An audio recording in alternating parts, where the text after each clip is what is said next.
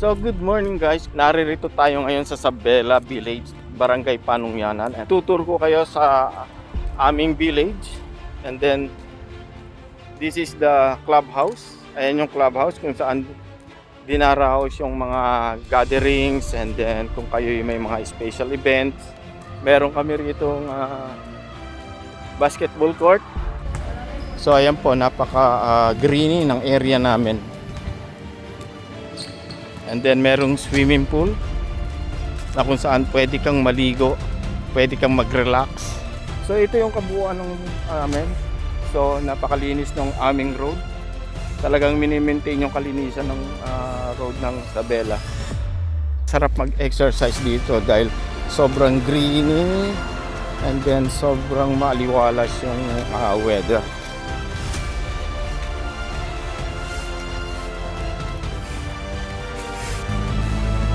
So ayan po, dahil may mga nagbabasketball at mayroon din nagsusumba.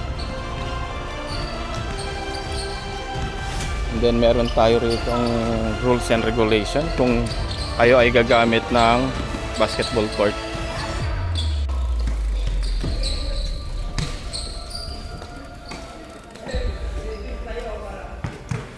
Anong oras balik niya?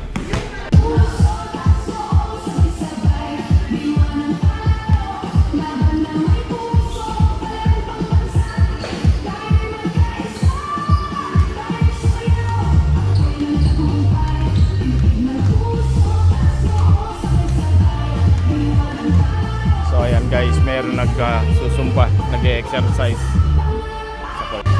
Meron din nagba-basketball. Kaya kung gusto mong mag-exercise, pwede kang sumama sa mga to. Alin? Yeah, that is the office. Umuwi ako rito, nare-relax ako, and especially sa gabi dahil malamig yung weather natin dito dahil malapit na tayo sa Tagaytay.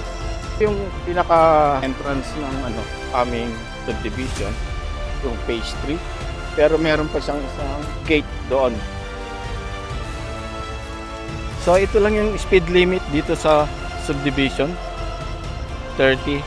And meron rin kaming parking for fire trucks only. So at least may designated area para sa fire trucks kung magkakaroon man ng emergency. So welcome to Kawayan Eco Park. Nakikita nyo na yung Kawayan Eco Park, I think hindi ko pa siya napapasok. Pagkakaalam ko rito ay isa siyang venue kung saan pwede kayong mag-celebrate ng birthday, kasal, anniversary or whatever. Yan ang maaaring nasa loob. And then ayan siya, Kawayan Eco Park. So ito yung isa sa mga attraction dito. Ito yung pinaka-runabout bago ka makarating sa phase 3. Pinakaloob niya.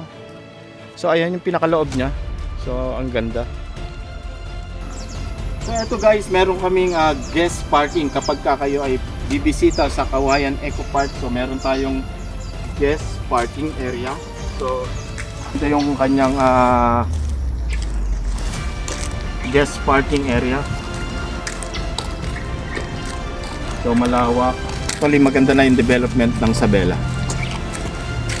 So dadaan tayo sa guard house ng phase 3. Bossing. Okay sir. Morning sir. Sir, naka-video tayo. Thank you.